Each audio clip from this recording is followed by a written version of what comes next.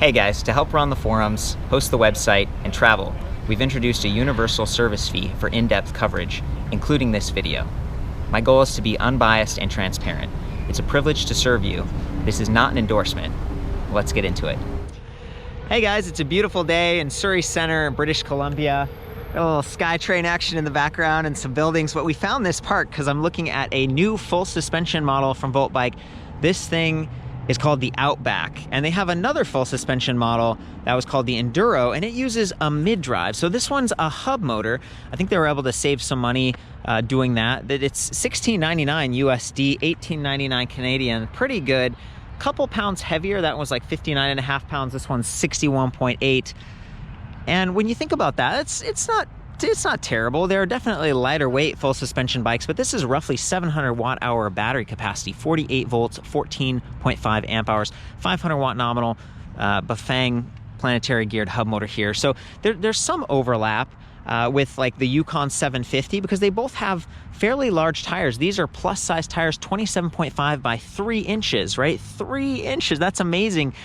Plus size tires give you a little bit more stability, some cushion, some good traction. They become pretty popular in recent years, especially on like the higher end models, right? So for a more budget priced electric bike that's full suspension, even if the suspension isn't super adjustable, I mean, we really don't have anything besides air pressure in the rear. We do have preload clickers up front, but this is a spring fork. It's 32 millimeter stanchions, a little bit wider to handle the bigger wheels, 110 millimeter boost hub spacing. I mean, it's a custom frame, and you can see their controller box is really mounted securely right there, but it's not quite as light. It's not quite as premium as a lot of the other plus size tire mid-drive electric mountain bikes, but most of them don't have throttles. So I'm thinking of like Bulls or High Bike or, you know, Easy Motion BH. A lot of those bikes, they cost more. They've got the mid-drive, good weight distribution, and you don't end up with that unsprung weight in the rear, meaning, you know, all this stuff right here, it's sprung because we have the suspension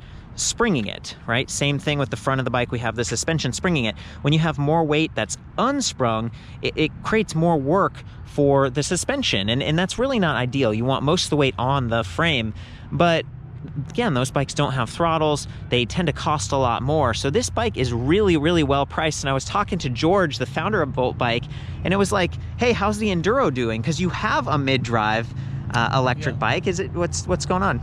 The mid-drive, it is doing pretty well. So it's sold out. I mean, we were just at the factory. Yeah, exactly. I was asking him, like, can we bring it? Can we show it? And he's like, we don't have any more. So yeah, it is sold out. So this, so basically, this one is like a more affordable version of the VoltBike Enduro. Yeah. It is with the rear-wheel drive, as you can see. That saves a lot of money in building the bike.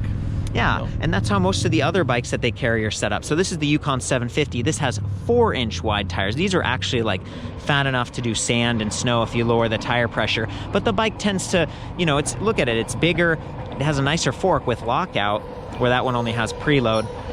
It doesn't have rear suspension, but you have this nice rack, so you can do more cargo, bottle cage bosses, even though they're kind of limited here because of that slope top tube. I've reviewed this separately, but this is a new color scheme for them. The old one was like black and red. This one doesn't have rack provisions. It doesn't have bottle cage bosses or anything, but it still has some of those kind of comfort or utility features like ergonomic non-locking grips, adjustable angle riser stem right here, integrated headlight. It's even got kickstand provisions and adjustable length kickstand. So for me, this is kind of like, it has the comfort of a full suspension electric bike, not quite as much utility as like the Fat Bike or some of their urban bikes like the Bravo or the Elegant, but the comfort piece for me is such a big deal. As someone with like kind of neck and back sensitivity, I also have knee sensitivity, so when I'm going over bumps, a lot of times I'll raise myself up using my legs to keep my back and neck stable, but then I still get some impacts because a lot of the bikes are hardtails like that over there. So for me, this is a really cool bike, excellent price. It only comes in one frame size, 19 inches, but for just comfortable riding and something that's fun that can be still upright, this is good. If I was actually riding this off-road a lot, like taking on trails and stuff, I would probably swap out the adjustable angle stem because they can kind of get loose over time if you're really taking on, you know, high impact trails. I might consider like a seat post dropper, maybe a suspension seat post, but again, you don't really need the suspension because you have rear suspension. Even though there's limited adjustability here, it's a pretty good setup. So anyway, 7.8 pounds on this battery pack. That's the 48 volt, 14.5 amp hours, roughly 700 watt hour capacity. That's pretty good. It's going to help you go further with a less efficient drive system.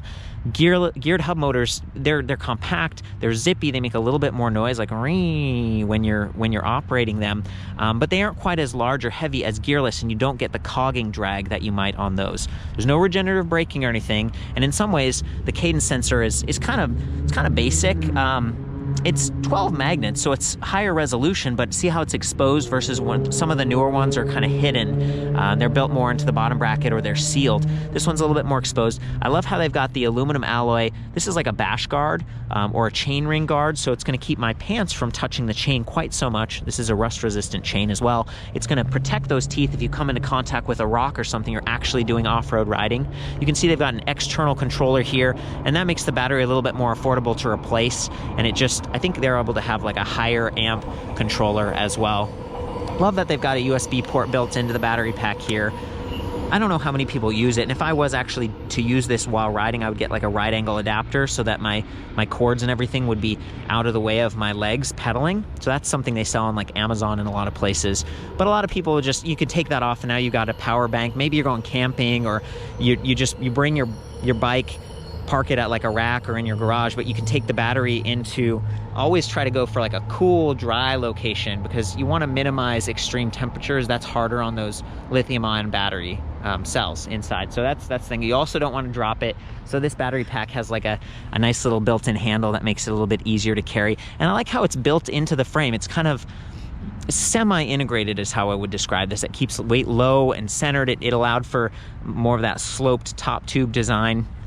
This is the charging port down here, and you'll notice that it's pretty close to that left crank arm. So if you were plugged in and you bump those pedals, it could bump the charging port. And this is one of the more expensive, sensitive parts of the bike, so be thoughtful about that. Given the higher capacity battery, I love that VoltBike has moved to a faster charger. This is 5 amps. It weighs a little bit more, 2.3 pounds, but it's like an aluminum alloy casing, a little bit tougher. They throw in this little multi-tool. There's the instructions, and they also throw in a Department of Transportation approved helmet with every purchase. I'm wearing my own helmet here because it's a little bit lighter and sportier, but these feel okay. It's something that I've enjoyed in the past. So they're really trying to offer a lot of value here between the lower price of the bike, some of the safety extras, the tools and stuff, but you are gonna have to do some light assembly when you get the bike. And last time I was at your headquarters, you showed me, and we were actually looking at these bikes. You have a team that unpackages them when the parts and stuff arrive from China, and they tighten up the spokes. And we do much of the assembly. Yeah, so basically we do much of the assembly for the customers even before it is packed. So we tension the spokes, adjust the gears, tighten all the bolts on the bike, nice. Test the battery, test the LCD screen, and also all the functionality of the electrical system. Yeah. And then we pack it, and then we ship to customers. Yeah. That's awesome. So VoltBike also has a range of accessories and stuff. I talked about the bags and everything. Since a lot of those won't really fit on this bike, I like that they did the integrated headlight. I like that it's got the kickstand. So this is kind of city capable. I like the pedals they chose. These are Welgo aluminum alloy platform. They're wider and a little bit tougher than like the cage style ones that can get bent and sharpened over time. And they've even included a rear light. In my opinion, this rear light kind of sucks. It's just connected to that seat post. It's easy to bump out of place. It doesn't flash or anything, but it's better than nothing, and they are including this. And a lot of times, depending on your height, you might be dropping the seat down. So this is going to be easy to attach lower. You could potentially attach it to your backpack or even your helmet. It has 2 AAA batteries inside, which is quite a lot. And being visible is important. I guess I would just say, depending on where you've got this, see how it points down a little bit, and then see how big that tire is.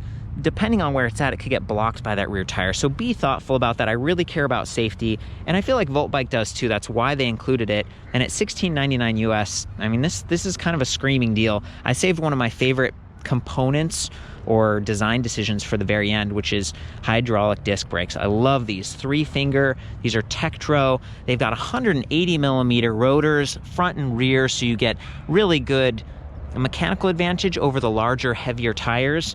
Definitely a fan of that. And they have motor inhibitor switches. So anytime you pull the brakes, whether you're using the throttle or pedal assist is activated, it's going to tell that drive system just to completely shut off so that it's not overpowering you, which is very nice. I mean, you think about like a 500 watt planetary geared hub motor.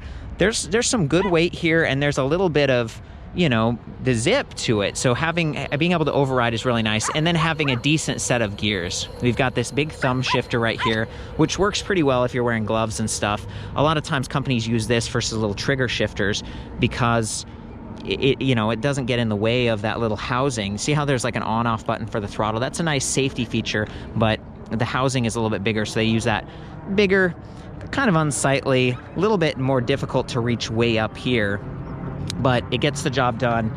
7 speeds, Shimano Acera. That's a nice step up in terms of component groups for the derailleur, but the cassette is actually fairly limited. It's like 14 to 28. It's definitely a cheaper price, something that you could potentially swap out if you needed to, but it gets the job done. 7 is more than 0, and I was told by George that they're probably moving towards like a chain guide at some point in the future versus like just the bash guard that we're seeing here. Again, no bottle cage bosses, but we've got that nice internally routed cable system. It's a good, it's a little bit messy up here, but they're doing their best. It's a value price bike. It's one of the very few full suspension electric bikes with a throttle that I've seen on the market, so that's awesome. Okay, and before we move up to the display, I want to point out that they've got a slightly wider seat post here. So this is 350 millimeter length. You'll notice there's no bend in that seat tube, so it can go all the way down for that lower standover height, or up if you're someone who's taller, since this bike only comes in one frame size, 19. I like that they went a little bit wider. It's 30.4 versus 27.2. Keep that in mind if you're going for any kind of funky seat post upgrades. And a relatively comfortable Velo saddle here. And then we're up to the cockpit. They've got their little go anywhere compass bell combo. It's always a little bit fun. And then an adjustable angle display, grayscale, not removable. So if you get this and you have to park it outside overnight or at a, sometimes like a bike rack or something, there's a little bit more potential for this getting scratched or tampered with.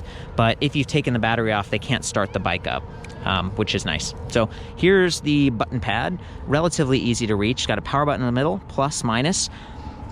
I do want to point out that, it's reachable, it's compact, but it's a little bit delicate. Like, you can actually lift those buttons a little bit, and if you snag your sleeve on that, I've actually seen them get kind of bent up. So be careful with this button pad. It's a little bit more vulnerable in my experience.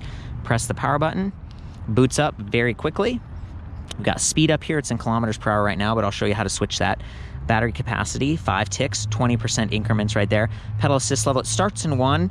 You can go down to 0 and do throttle only. The throttle overrides all levels of assist all the way up to 9. There's 9 levels, which to me is like maybe more than you need. It's a lot of extra clicks here, and it doesn't cycle all the way down, so you have to kind of like start clicking down, down, down, down, down, down, down, down, all the way to the very bottom.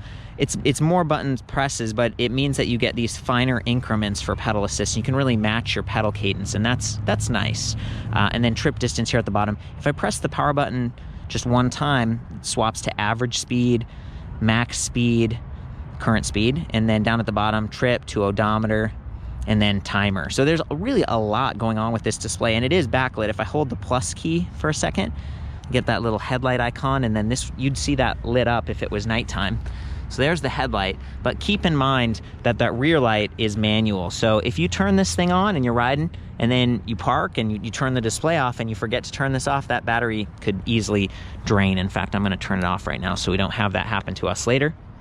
If we hold the minus button, we get a nice little walk assistance happening, or we should. I was expecting P. Maybe I need to, whoops. Let's try this again. Oh, there we go. Walk assist only works if you're in one of the 9 levels of assist. So I was at 0 a minute ago, and that's why it wasn't working. Walk assist is nice if maybe you're in a park and it doesn't feel appropriate to ride, or crowded area, or maybe you get a flat tire. They're name brand, Kenda. I think they're Havoc tires. Yeah, there we go. But they don't have puncture protection. So just kind of keep that in mind. By the way, I love that they went with a little neoprene slap guard right here and that rust-proof chain. It's decent stuff, but we are still talking about a value setup, so it's nice that they've got that walk mode to help you out, because moving a 60-pound bike could be a little bit of work, and riding it with a flat tire is definitely not something you want to do. I'm going to double tap the power button this time, and we get into a settings menu. So this is pretty cool. I can switch from kilometers per hour to miles per hour. And I'm gonna go to the next screen, backlight brightness, go all the way up to 5, and then 5-minute timer for it to turn off. Wheel diameter, it's 28, 700C, 27.5. So I'm gonna leave it at 28 because I think the effective diameter here is a little bit larger with those plus size tires. And then USB, looks like password. Can you tell me about this password, George? Like, what's the deal? And can you make the bike go slower if you want to? You can, yeah. So there is a password. It's the password number is 1919. So basically, once you go to the advanced menu, you have options to increase the top speed or also decrease the top speed. Okay. You can also change wheel diameter. You can enable, disable the throttle. Wow. Change some voltage settings on the battery. That's awesome. We have all that actually on the website. In the help center section, we have like a huge article which explains each of those settings in details. Wonderful. I like how it's kind of open like that, because sometimes you want to go a little slower, you're going to get better range, or maybe this is for a younger person and you're like concerned about it, or you're the person who has private property and you want it to go faster. You can do that. As it ships though, it's 20 mile per hour, 32 kilometer per hour top speed. So it's class 2 because it also has a throttle. And you know, again, you do have that engage, disengage, which is nice from a safety standpoint. I feel like this bike has kind of everything I would try to add, except for like that chain guide, which maybe they're gonna do in the future. For this price point especially, there's just nothing else on the market that I know of that's this price, and it looks really good. You know, even has like a tapered head tube here. I think this is 1.125 to 1.5 inches. So you could potentially upgrade that fork to something lighter, not a spring fork, something with a lockout if you want, and maybe some preload adjust and compression adjust. It's a basic fork, but it is giving you that boost hub spacing. And what that means is it's a wider axle, or like, I guess, hub spacing, and it gives those spokes a sturdier bracing angle. These appear to be a 13 gauge spoke, so it's a little bit thicker in the front and rear, 36 holes as well. So there are a lot of spokes here, just trying to get this thing, you know, stable and supporting that extra weight. And if we look a little bit closer as well right here, sometimes they'll have like a derailleur guard, and George said they were thinking about adding one of those because when they ship the bikes, this is a little bit more of a sensitive area, or if the bike tips. You want to be careful with that wire right there, because that's what sends electricity to the motor. And of course the derailleur, you could take it to a shop and have them dial that in, but it's best if it's somehow protected. So this is the drivetrain side of the bike. If you're ever going to lay the bike down, try to lay it to the non-drive side, but even then you could bump that disc brake rotor and kind of have a wobble and get some squeaky noises. So okay, I think that's it. That's my like quick, I don't know if it was really that quick. That was my overview. I'm gonna hop on this thing and just go for a little ride and show you what the motor sounds like. I'm gonna start in 0, just use the throttle. Keep in mind that the throttle, it appears to give you full power at every level of assist. I like how it's not tied to these different levels. Sometimes with bikes that have throttles, you have to like click, click, click, like all the way up to the higher levels to get full throttle power. Not in this case. You could be down here at a really low level of assist for pedaling. Maybe it's flat and you're doing just fine, you're conserving battery, and then you need to catch up to a friend or climb a little hill, then you can override with the throttle, and that's perfect. That's exactly what I would choose if I were to design this bike myself. So I'm gonna just blast off.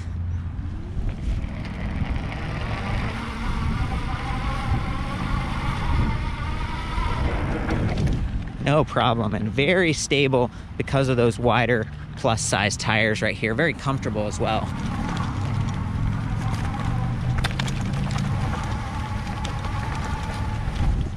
The tire pressure range is like 20 to 35, so it's a little bit lower than traditional tires, especially if you're used to road bikes.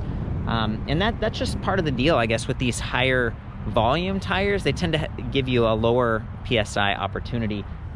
Now I'm gonna do pedal assist. I'm gonna take it just to like level 5.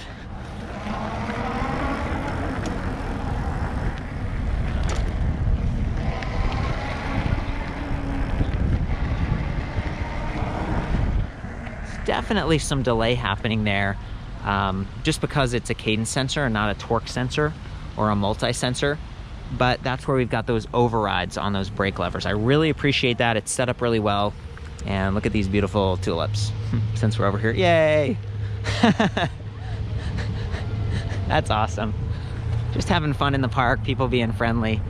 I was guessing that the travel on this thing is going to be somewhere around 100 psi. 100 millimeters.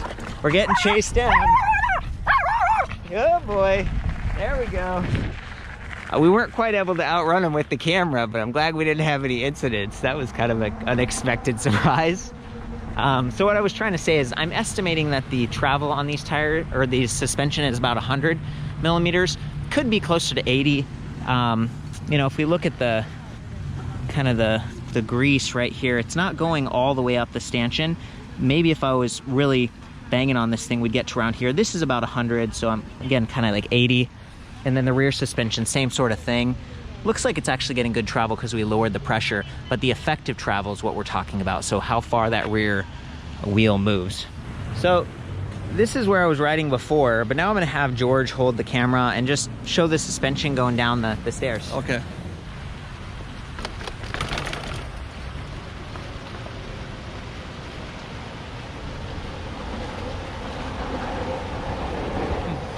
Those brakes are working well. One thing I've noticed is that because this is spring suspension, it's pretty consistent, but it doesn't have damping as much. So there's a little bit of bouncing happening, but it's definitely taking the edge off when you combine it with those tires going up and down these stairs. So, you know, for me as someone with the sensitive knees and wrists and back due to some car accidents and injuries as a young guy doing sports, this is a pretty cool option. Again, especially at this price point. Maybe you're like, I can imagine being a college student and thinking like, oh, I don't want to get something too expensive. I got to park it outside. I would definitely like take the battery off so that people won't tamper, and also it won't get, you know, worn down with the different temperatures. But then I would have that comfort, and I would have something that really is trail capable. Like, okay, you guys, George is going to do a little follow cam action, okay. Patting you off. Let's do it. Yep.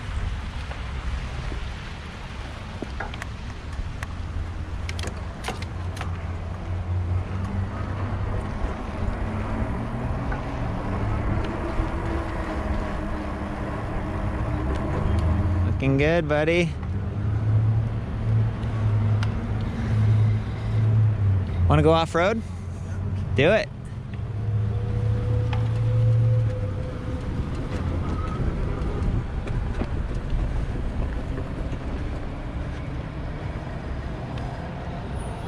Looking good.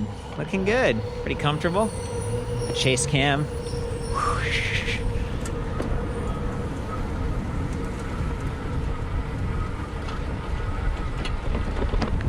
Fun to ride around like this when you got a throttle and you can just climb up anything like no problem. Okay. That's good stuff, man. Thank you. Okay.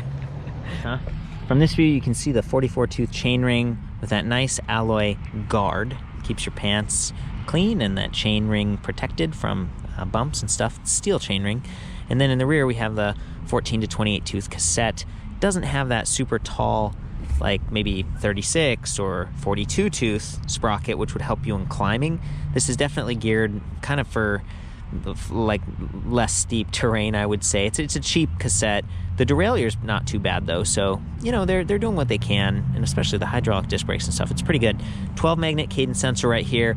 You got a view of the motor and just the sound. I'm gonna do some pedal assist so you can hear like how quickly it responds when I start and stop pedaling. I'm trying not to use the brakes, but first I'm gonna go down this little hill and go off a little bump, so I'm gonna use the throttle for that.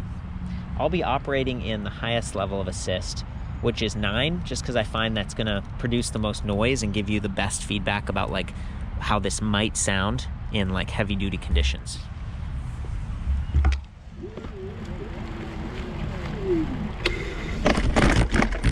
Nice.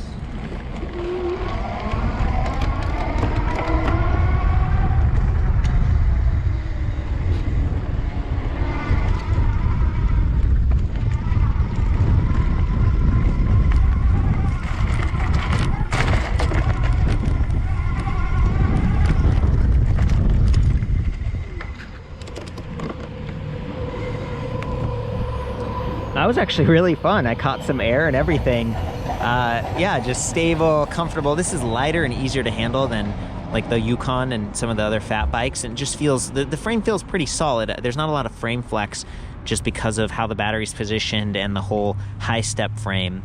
Even with that top tube bend, it's a pretty good setup. This time I might face you forward so you can get a little bit more perspective on, you know, the jumping and stuff, and that front suspension.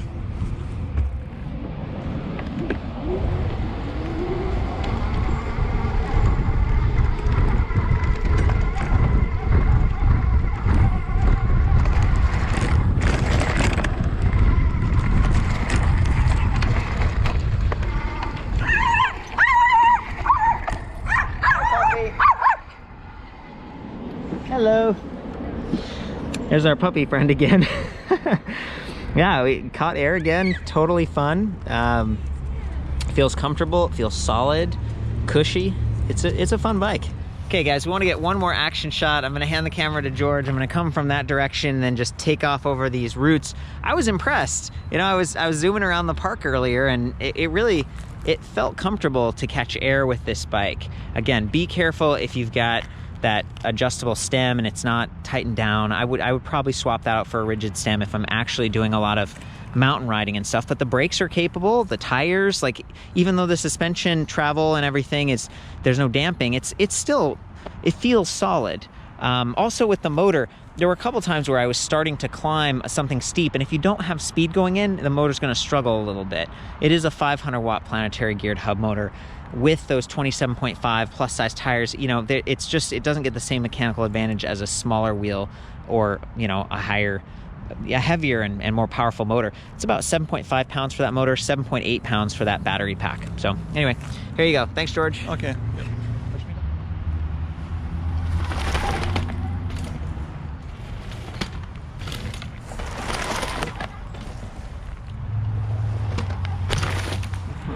Oh, nice. Okay. Not bad. Yeah, it's definitely got some power and fun.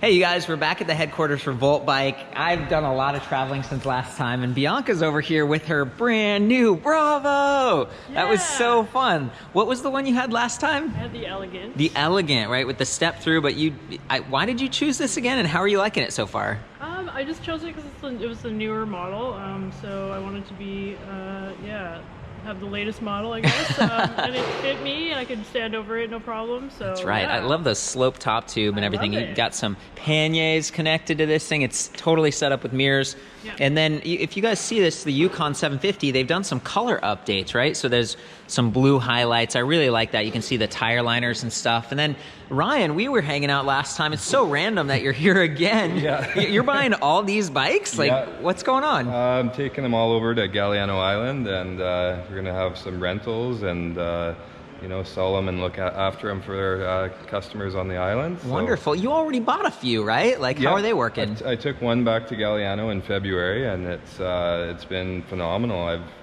Can't be happier, and excited to get involved with more of them for sure. This is awesome, man. I hope your business goes well. What's it called if people want to do tours or something? Galiano Electric Bicycle Company on Galiano Island in BC, Canada. I got to check that out, man. That sounds epic. Yeah, man, you got to come over for sure. It'll be great to get you out to the island and check it out. Got some fresh bikes here. Okay, we're gonna head out and get back to the review. George, thank you so much for coming out and taking us to a fun spot here with a few little terrain features. Yeah, of course. Yeah, every time, yeah. For the full written review on this, I'll see you guys back at ElectricBikeReview.com, where I've got the specs. There's like a comparison tool, so if you're deciding between this one or the Enduro, which is their mid-drive full suspension electric bike, you can get that. And there are some forums, so you can get other people's opinions. I welcome your feedback and corrections if you feel like maybe I missed something or you have some other tips. VoltBike, they have a pretty good reputation. How long have you guys been around now?